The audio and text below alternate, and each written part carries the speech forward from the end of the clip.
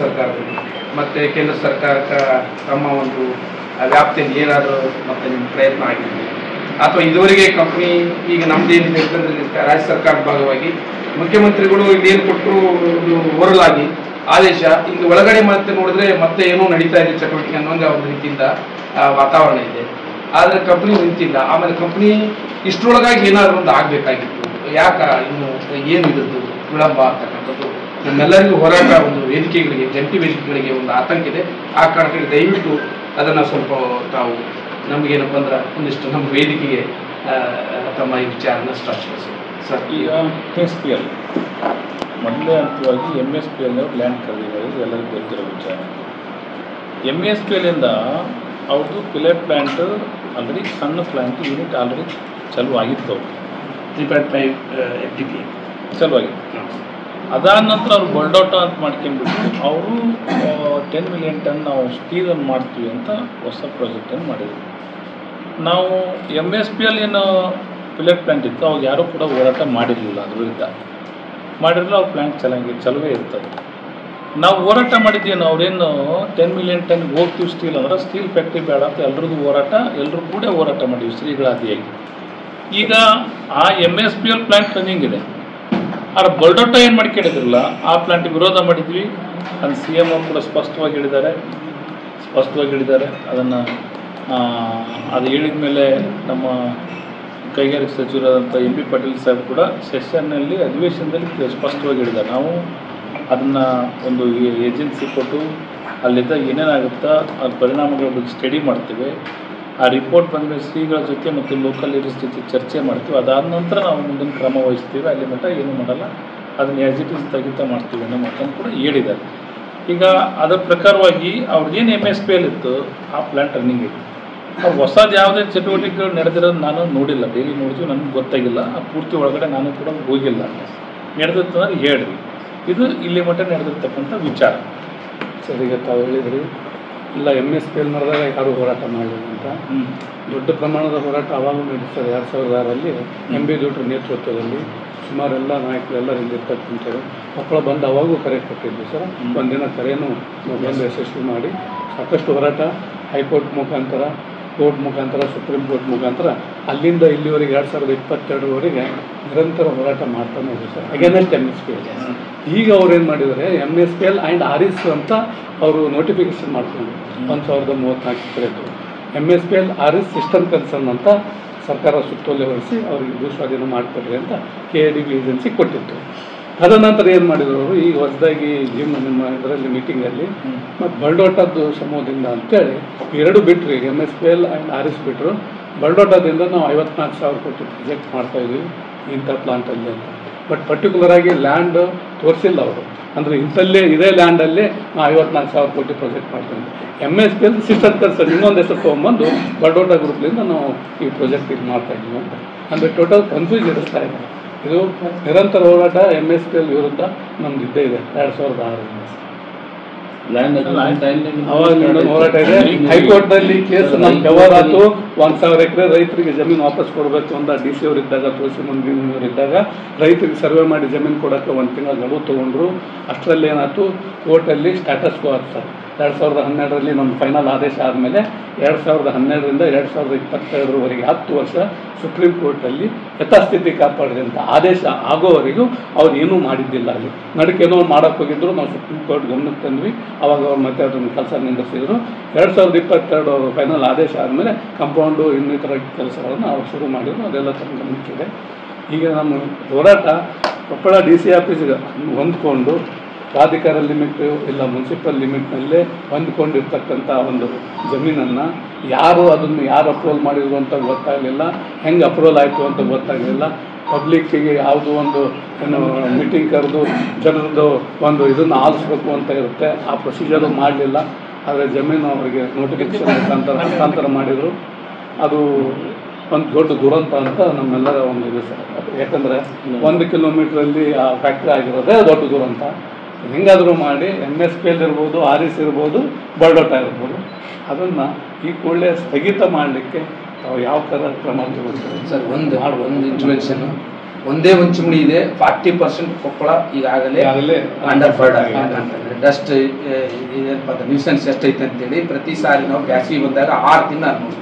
50% Koppal near by 3.5 MTPA ಈಗಿರ್ತಕ್ಕ collect. ಆ company ವಿರುದ್ಧ ನಾವು ವಿರುದ್ಧವಾಗಿದ್ವಿ, ವಿರುದ್ಧವಾಗಿ ನಿಮ್ಮ ಜೊತೆ ಅಂತ ಹೋರಾಟನೂ ಮಾಡ್ತೀವಿ, ಮುಲಾಜಿಲ್ಲ. ನಮ್ದೇನು ಆ ವಿಷಯದ ರಾಜಿ ಇಲ್ಲ. MSPL ನಾನು ಹೇಳಿದ್ನಲ್ಲ, ಇಲ್ಲಿ ಕೊಪ್ಪಳ ಇರ್ಬೇಕಲ್ಲ MSPL ಆ ಅಂತದ ಪರಿಸ್ಥಿತಿ ಐತಿ. ಹೌದಾ? ಸುಮ್ಮನೆ ಈಗ ನಾವು ಇದು ಮಾಡ್ತೀವಿ ಅಂತಲ್ಲ.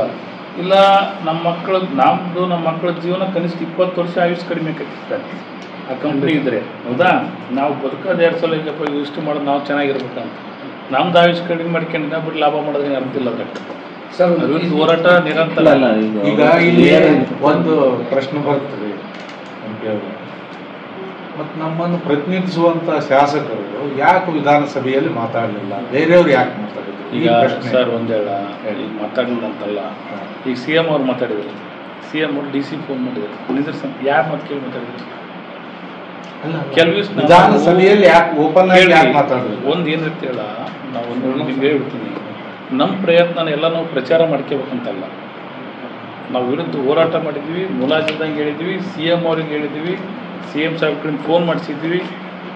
CM ಇದಕ್ಕಿಂತ ಮುಂಚೆ ಕೂಡ ಒಳಗಲ್ದೆ ಹೇಳ್ಬಿಡ್ತೀನಿ, ರಾವ್ ಬಡೋಟ 10 ಸರಿ ಫೋನ್ ಮಾಡ್ಯಾನ, 10 ಸರಿ ನನ್ನ ರಾಗಣ್ಣ ಕರ್ದ, ರಾಗಣ್ಣನ ಜೊತೆಗೆ ಹೋಗಿ 10 ಸರಿ ಕರ್ದ, ನಮ್ಗೆ ರಿಕ್ವೆಸ್ಟ್ ಮಾಡ್ಯಾನ.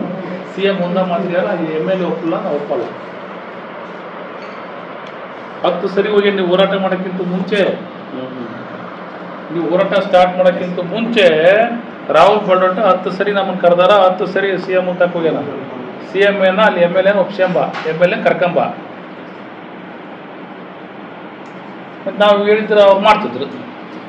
ಈಗ ನಮ್ದು ಈಗ ಕೆಲವಿಷ್ನ ಸರ್ ತಾವು ಹಿರಿಯರಿದ್ದೀರಿ, ಕೆಲವಿಷ್ನ ನಾವು ಪಬ್ಲಿಕಾಗಿ ಹೋರಾಟ ಮಾಡಿದ್ದೀವಿ, ಪಬ್ಲಿಕಾಗಿ ನಾವು ಸದನದ ಚರ್ಚೆ ಮಾಡಲಿಲ್ಲ, ಚರ್ಚೆ ಮಾಡಲ್ಲ, TV ಬರಲ್ಲ ಅಂದ್ರೆ ಅದಕ್ಕೆ ನಾವು ಮಾಡಿಲ್ಲ ಅಂತಲ್ಲ. ಈಗ ರಾಗಣ್ಣ ನಾವು ಒಪ್ಕೊಂಡಿದ್ರೆ ಯಾರು ಚರ್ಚೆ ಮಾಡಿದ್ರಿ ಏನಕ್ಕ ಸದನದ ಭಾಳ ವಿಷಯ ಚರ್ಚೆ ಆಕವ, ಎಲ್ಲವೂ ರಿಸಲ್ಟ್ ಆಕವ. ಕನಿಷ್ಠ ಮಾತಾಡ್ಬೇಕಲ್ರಿ, ಎಲ್ಲಿ ಪ್ರತಿನಿಧಿಸಿ ಎಲ್ಲಿ ಸಮಸ್ಯೆ ಇಲ್ಲೆಲ್ಲ ಇಷ್ಟು ಹೋರಾಟ ನಡೆದ ಮೇಲೆ ಅವ್ರು ಮಾತಾಡ್ಬೇಕು. ಆ ವಿಷಯದಾಗ ಅವತ್ತು ಮಿನಿಸ್ಟರ್ ಕರ್ಕೊಂಡು ಎಲ್ಲ MLC ಫೋನ್ ಮಾಡ್ಕೊಂಡು, ಎಲ್ಲ ಡಿಸ್ಟ್ರಿಕ್ಟ್ ಲೀಡರ್ ಫೋನ್ ಮಾಡ್ಕೊಂಡು, ಎಲ್ಲರನ್ನು ಕರ್ಕೊಂಡು CM ತಕ್ಕ ಹೋಗಿದ್ದು ಯಾರು ಹೋಗಿದೆ? CM ಕೂಡ ನಾವೆಲ್ಲರನ್ನು ರಾಗಣ್ಣ ಬ್ಯಾಡ ಅಂದಮೇಲೆ CM ಆಲ್ಮೋಸ್ಟ್ 60% ನೋಡೋಣ, ಅವು MLA ಒಪ್ಪಿಲ್ಲ ಅಂತ ಕ್ಲಿಯರ್ ಆಗಿ ಹೇಳ್ಯಾರ. ಅವ್ರು ಬೋರ್ಡ ರಾಗಣ್ಣ ಬಗ್ಗೆ 108 ಹೇಳ್ಯಾರ, ರಾಗಣ್ಣ ಒಪ್ಪಿರ ಅದು ಹಂಗ ಹಿಂಗಂದೇಳಿ.